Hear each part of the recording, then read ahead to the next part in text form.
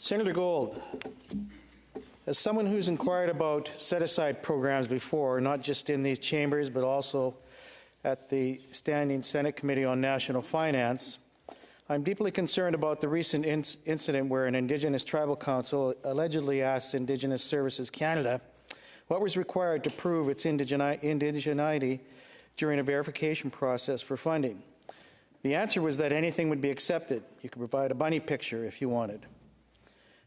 For the past 2 decades, Senator Gold, self-determination has been fought through Indigenous businesses taking procurement opportunities very seriously, viewing them as a crucial avenues for economic engagement, wealth creation, and just that, self-determination.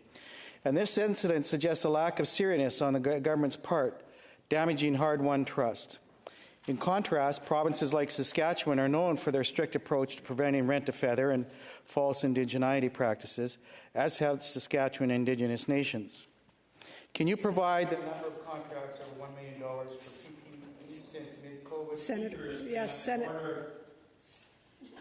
Senator, thank you, Senator Klyne. Senator Gold.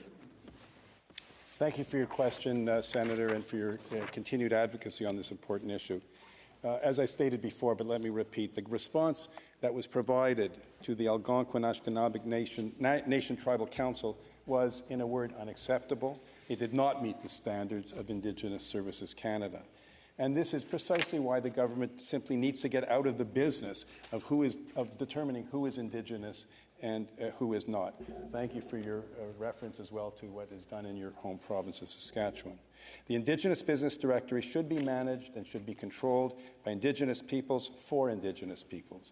And indeed, the government is actively working with First Nations, Inuit, and Métis partners on this very process. With regard to the question you asked, I've been informed that initial reports show that government departments exceeded the 5% target in its first reporting year, and that 6.23% of contracts were awarded to Indigenous businesses.